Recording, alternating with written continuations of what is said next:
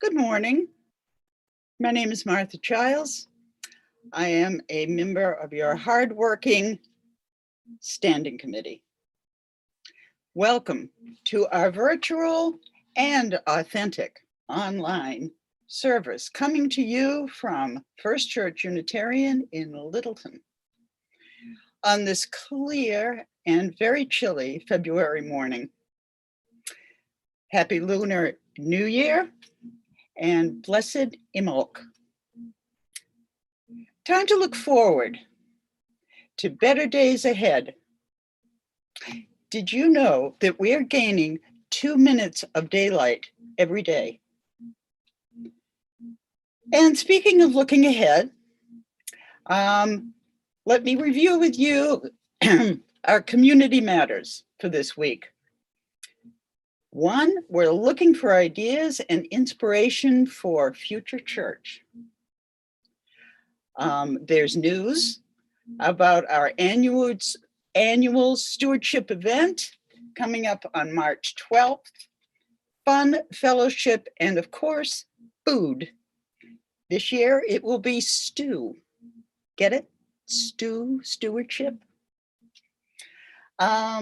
And then further ahead, in June comes General Assembly, which will be in Portland, Oregon this year, or virtual. Check that out.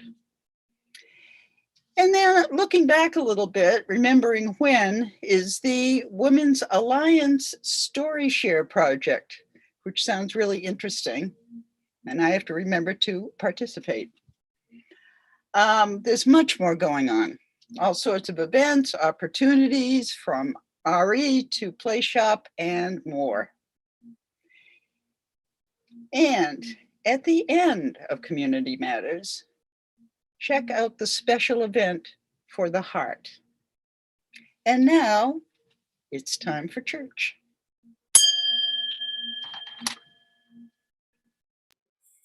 Good morning. I'm Molly Lozo, the music director, and this is Natalie, the assistant music director. And we are announcing the prelude today. It's actually called Prelude. It's in C major, and it's listed as 12 preludes, but it's actually 24 preludes and fugues. This is if you know a Bach prelude, you know this one. I love it. It's so beautiful and relaxing. So I hope you enjoy this prelude.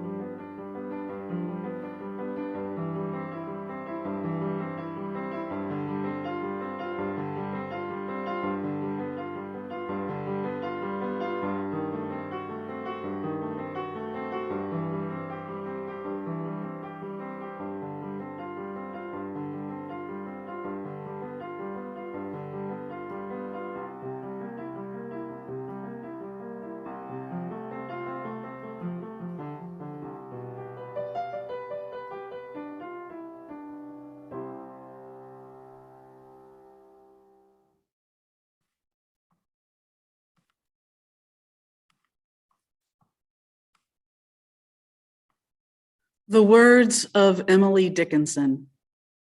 It dropped so low in my regard, I heard it hit the ground and go to pieces on the stones at the bottom of my mind. Yet blamed the fate that fractured less than I reviled myself for entertaining plated wares upon my silver shelf. Let us worship. I'd like to invite Vio to light our chalice and lead us in our covenant this morning.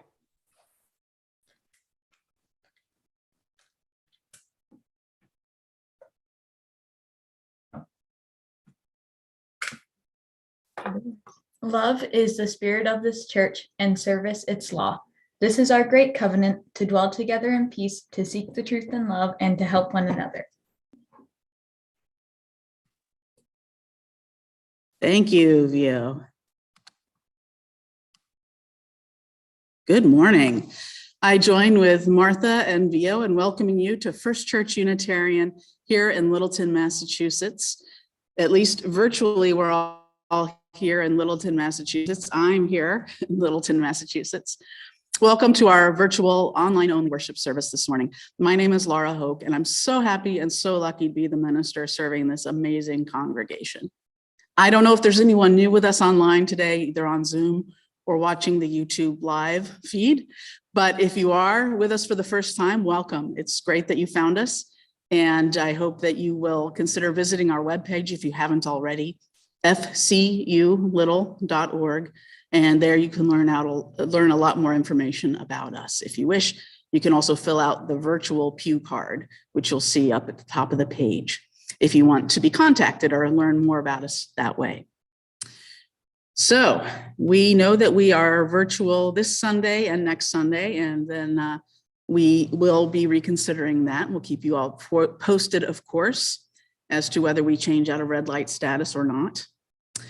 Our lay pastoral minister today is David Butts. If anyone would like pastoral care this morning, you can seek out David or one of the other lay pastoral ministers if you wish, or me, of course. Thank you to those of you who have been sending me photos for the gathering videos. They're great. Keep them coming. Definitely will continue to need them as time goes on. So it's great to have them on hand. So again, welcome on this day. It is good to be together, even virtually. So as you know, if we were in person in normal conditions, we would probably start now with an opening hymn. We can't do that, but we can make a joyful noise. And so I invite our music director, Molly Lozo, to lead us. All right, this is the part where you can unmute. Oh, good, I see instruments already. Do you have any noisemakers? You can get those. If you have a glass, exactly. That's anything that might make noise, or you can use your body. You can use your hands and your mouth. All right. Everybody unmuted. You got everything ready? Go ahead, say it. Please join us for joyful noise. Let's go.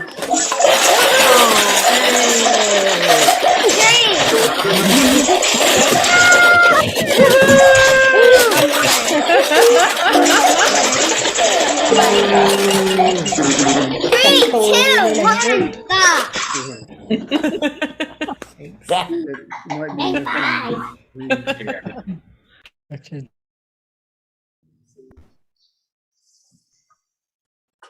Awesome, that was great. Thank you. All right, so let's see. I lost my train of thought completely after that. Now it's time to turn it over to our amazing Director of Religious Education, Thea Shapiro, for our Time for All Ages. Good morning. So this morning, I'm going to try something new. I'm going to read you a book and show you the book. So it's one of my favorites, Just Like Heaven, by Patrick McDonnell. And I've read to you him before. So I'm sorry, I just have to adjust here. All right, can you see? Yeah. Okay. Yes. One day, Mooch sat under his favorite tree and took a nap, as cats often do. And while he slept, the fog crept in and covered everything. Mooch awoke. He looked left and saw nothing. He looked right and saw nothing. Up, down, all around, nothing. Mooch wondered where he was. Heaven, he thought. I must be in heaven. Mooch wasn't sure what to do, so he just sat still. But after a while, he became curious and set out to explore.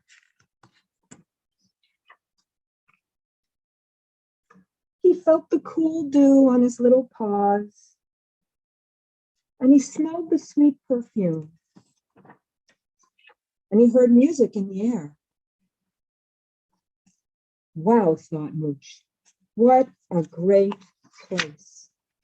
He walked past the playground filled with children's laughter, and he walked past the town filled with friendly neighbors. He paused at his own house filled with people he loved. So this is heaven, thought Mooch. Then Mooch came upon a big dog chained in the yard. The big dog growled, as unloved dogs often do, and let out a loud bark. In the past, Mooch would have gone fuzzy with fear and run away. But here, Mooch wondered, what would he do in heaven? So he opened his arms and said, hug time.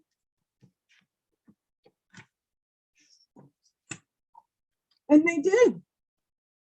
Wow, thought Mooch, what a great place. Mooch continued to explore until he ended up back at his favorite tree and took another nap, as cats often do. And slowly the fog lifted and the sun shone through. Mooch awoke to find his best friend Earl sleeping under his favorite tree. Wow, thought Mooch, what a great place. Just like heaven. So thank you. Anywhere can be heaven.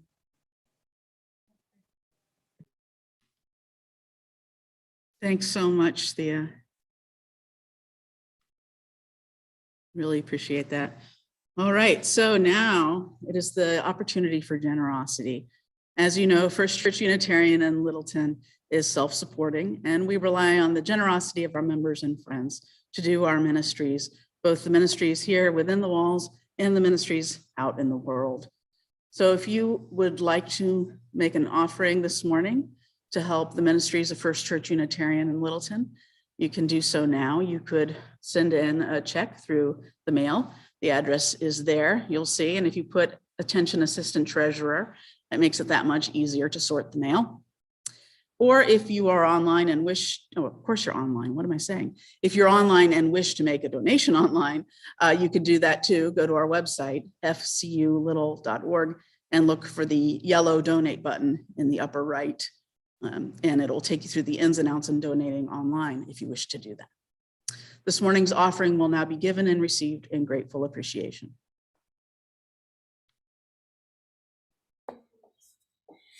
You'll be hearing a piece by Mannheim Steamrollers' Chip Davis. I've played it before in the years past, but this comes from an album called Fresh Air. And they released, the band released 7 albums of what is called new age music back in the 70s, but really it's like a mix of like rock and classical. So this was for piano solo, and I think it's very appropriate based on the kid's story we just heard, as it's called Mist.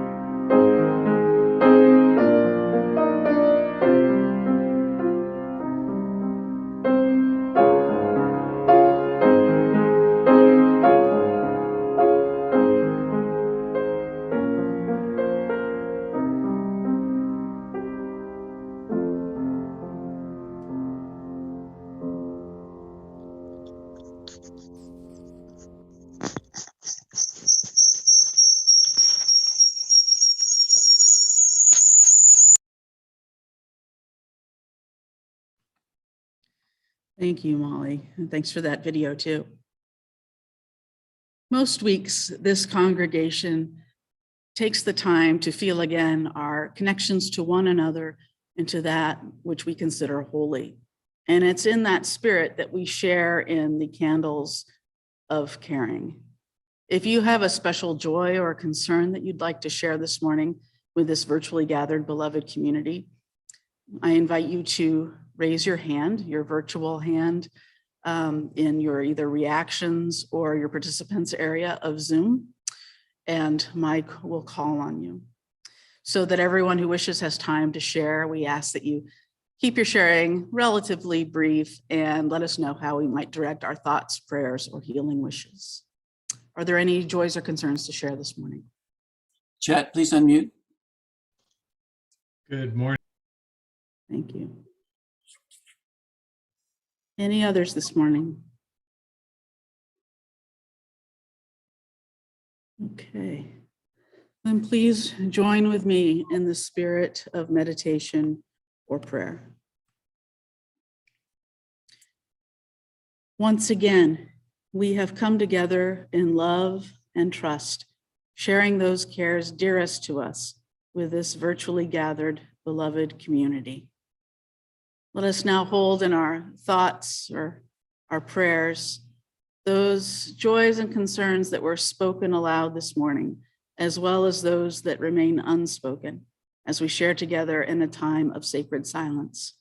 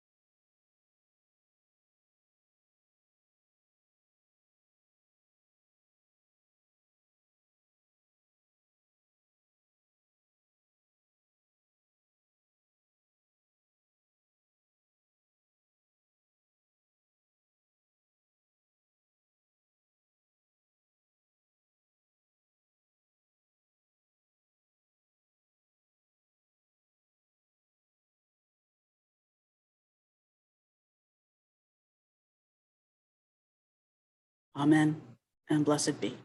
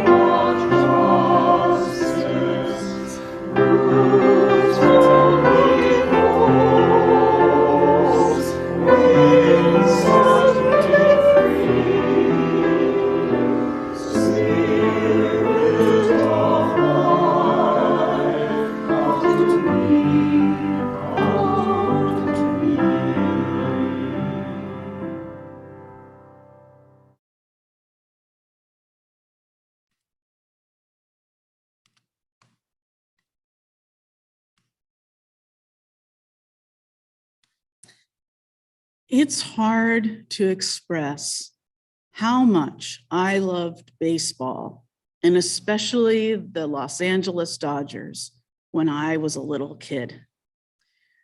Baseball was really my favorite thing on earth. I loved playing it and I loved watching it. If you're a baseball fan, you know that there's something almost magical about the game somehow. I think that's why baseball movies so often cross over into mystical territory. Think about The Natural or Field of Dreams. As James Earl Jones's character says in Field of Dreams, when he's trying to convince the Kevin Costner character that if he builds it, the field, they will come. He says that people will come to the ball field to watch the game, and it will be as if they dipped themselves in magic waters. Those 1970s Dodgers of my childhood, they were indeed magical to me. I was so attached to them. In 1981, my Dodgers, thanks in part to a fairy tale-like season, which is magic, by rookie Fernando Valenzuela, they finally beat the Yankees, those horrible Yankees, in the World Series, a moment of pure joy for me after losing to them in 1977 and 78 in particular. But then a horrible thing happened. One by one, all of my favorites started going away. First, Davey Lopes left in '82, then Ron Cey, and unthinkably my very favorite, Steve Garvey, were no longer Dodgers at the start of 1983. And Dusty Baker was gone the year after that. And I just couldn't root for the Dodgers anymore. Who were these guys masquerading as the Dodgers in the mid-'80s? I mean, what was I rooting for? Was it the uniform? What happened, of course, was that free agency, which started in the 70s, had caught up to my aging Dodgers team. And, you know, I just couldn't root for them after that. The magic waters dried up for me. I was completely disenchanted. And yes, that's exactly the right word, disenchanted. The word enchant is an interesting one. As you know, I sometimes like to do etymology or think about word origins. The word enchant comes from, surprise, two Latin words. First, in, meaning in, and cantare, meaning to sing, like a cantor is the singer in the synagogue. So incantare leads to the word incantation with an I, or the casting of a spell with words, and leads to the word enchant with an E, which is to exude, delight, or charm, beguile, bewitch, spellbind. I know that for many of us, these are trying times. For many of us, we are living through an era that feels anything but enchanting. In fact, many of us are feeling deeply disenchanted right about now. The constant feelings of disappointment with what is happening in our society, in the world around us. There's ignorance, there's greed, there's violence, there's climate deniers and the climate catastrophe itself. Specifics aside, our current state of pandemic life and a deeply divided nation seem to take the charm and shine out of everything some days. Last Sunday, our lead deacon, Cindy, talked about the secret to happiness. This morning, building on that, I'll add another angle to consider. We need to re-enchant our world. There is still charm and magic and spellbindingly amazing stuff all around us. And we need to learn or relearn how to let ourselves be charmed, delighted, and spellbound again. So together, I want to think a bit about getting that magic back. the magic between us and our surroundings. But how? I've been thinking about enchanted moments from daily life. I'm trying to deconstruct enchantment. So getting back again to the word origin of enchant with that Latin root cantare, I've been thinking about music. Now, like many of you, I love listening to music. Well, I love listening to music that suits me. Naturally, we all have our musical taste. But when I'm on the road in my car, I often listen to music. You know, I put on maybe a favorite CD, like a Pilgrim, or maybe I plug in my phone to the car music system and I listen to my favorite music. I listen to exactly the songs I feel like listening to at that very moment. But do you know what's even better than picking exactly what you want to listen to if you're lucky enough to own CDs or music in some digital form? Having a song you love come on the radio. Have you ever noticed that? A song you really love comes on the radio and it's like, oh God, I love this song. And you turn it up and you sing along and you can't stop smiling. Sometimes that even happens when you're in a store, a song that you love comes on and it's just so much fun. Or as I saw posted on Facebook recently, am I getting older or has the supermarket begun playing really good music? But there's something about it. An old song you love comes on the radio or over the speakers in a store, and it feels magical. But why is that? It's as though forces beyond our control, as if the universe almost is giving us a gift. Is it that it catches you by surprise? You're hearing it without selecting it? Or is it something else? When you're alone in your car and a song that you love comes on the radio, does it make you feel a little less lonely? Does it make you feel more connected? After all, some unseen person selected that song, liked that song well enough to choose it and play it. Is it the joy of knowing that you're sharing it with others, knowing that there are other people out there in their car hearing the same song at the same time, sort of a virtual community of listeners? I think that's part of it. You know, I can't be the only person in my car right now listening to the song and singing it at the top of my lungs, can I? Or if you're in a store and it comes on, maybe you see other people enjoying the music, tapping their foot to it, mouthing the words or singing along. So how can this knowledge help us re-enchant our world? We think that we make ourselves happier by being able to play a song that we love anytime we want. And that is a nice privilege to have if you have it. But it isn't owning the song in digital or vinyl or whatever format you might have. That's not magical. It's enjoyable, but it will often fall short of enchanting you. It's that, oh, sensation that really delights. And that definitely happens in part through surprise. So maybe occasionally leave the CDs or digital music at home and try the radio on a station that's to your musical taste.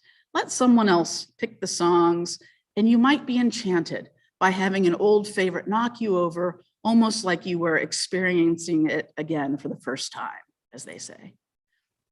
Less frequently, you might actually truly hear something new, or at least new to you, that you love. And that's a gift from the universe, finding a whole new song to love. That's profound. And you know what else is enchanting? Singing a song with others. Not half-heartedly, but with some gusto. And that sadly is something that the pandemic has temporarily taken away from us here in the sanctuary. But it will come back. In the meantime, if you have a pandemic pod that you live with or see regularly, I prescribe singing at least one song together each time you gather at the top of your voice, whether you sing well or not. The next thing I'd like to consider is what I call the enchanted forest. If you've ever read or heard a fairy tale or a folk tale, you've no doubt encountered the idea of the enchanted forest. So in fairy tales and folk tales, an enchanted forest is a place that's full of magic. It can be delightful, or it can be terrifying.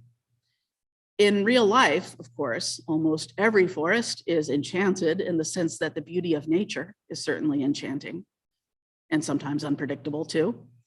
And certainly spending more time in the outdoors, weather and health and able-bodiedness permitting, is a good way to add delight to one's life, as I've talked about here a few times before. But in a fairy tale or a folk tale, the enchanted forest isn't about the beauty of nature per se.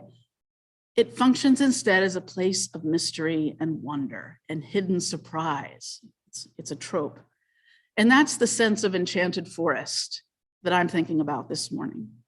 I'm thinking of enchanted forest in the broad sense of being a place beyond where the characters normally go. How much time do you spend in the metaphorical enchanted forest? How much time do you spend going beyond where you normally go? How much time do you spend checking out someplace new? Or do you tend to seem the same few places day after day, week after week? That is what most of us do, after all. We get into a rut in our life and our schedule, and the pandemic has definitely exacerbated this phenomenon. But it isn't necessary to travel far to enchant your world with new places. Not everyone can do much traveling abroad due to a variety of factors like finances or health or all sorts of responsibilities one might have closer to home. But sometimes seeing a new place just means going down a different side street, going home a different route. Did you ever go down a side street, maybe not very far at all from your home where you've lived for years perhaps, and then you come to a road that you realize you've never been down before? I always think it's like magic that there could be a street so close to my home that I'd never seen before, even after years. It's almost like the whole street came out of some hidden compartment. Or try walking down the street that normally you only drive down if you're able. Try stopping somewhere along one of your frequent driving routes and park and walk around just a little bit. And it might be hard to believe looking around that you've driven by this place 100 times, because I guarantee you, being on foot, you'll see all sorts of new things. And that's the thing about re-enchanting the world. The world is already enchanted. When it snows, if you still have your power and if you don't have to drive somewhere, isn't snow enchanting? You could almost imagine that someone cast a spell to make the world temporarily look like a snow globe. If you can remember the first time you saw snow, didn't it seem like it was created by magic? Of course, in a way it was.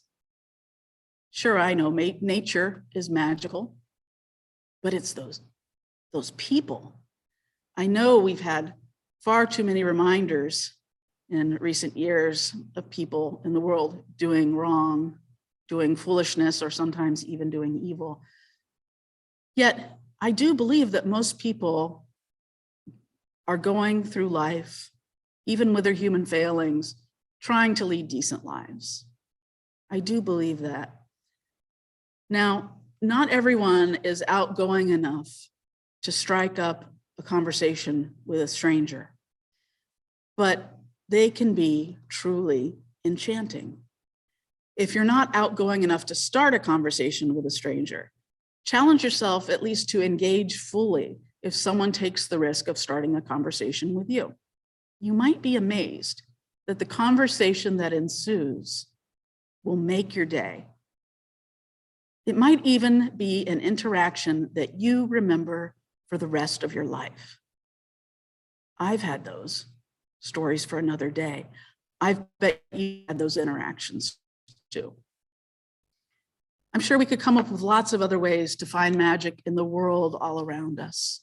The common denominators seem to be the element of surprise, finding something new or renewing, interesting word, renewing our interest in something, and the joys of human connection and community.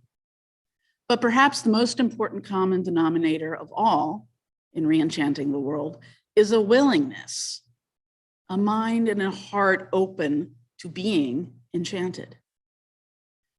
Some people describe themselves as easily amused, and sometimes somebody will describe somebody else as easily amused as though that's a pejorative term.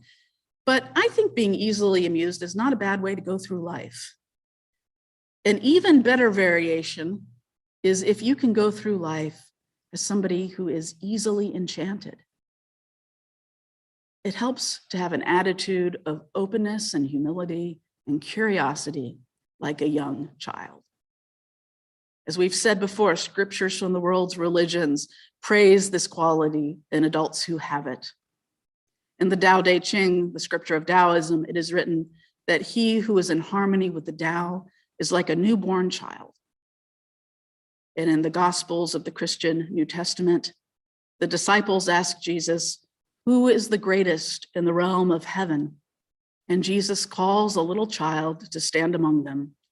And Jesus says, I tell you the truth, unless you change and become like little children, you will never enter the realm of heaven.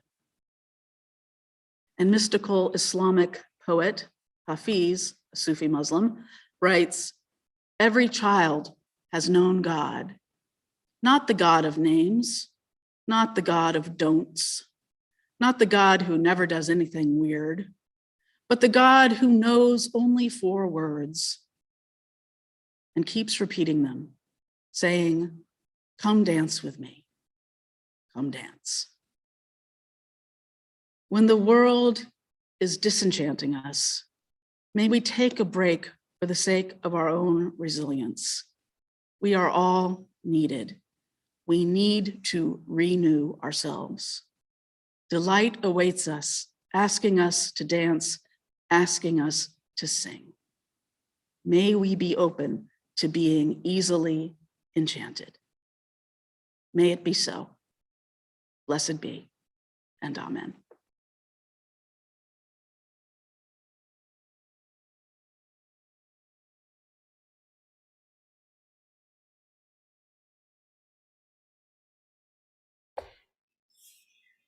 Our musical meditation is about being enchanted in different ways through nature, among other things. This is a performance from about 5 or 6 years ago of the church choir in church. I Cannot Count the Stars by Eugene Butler.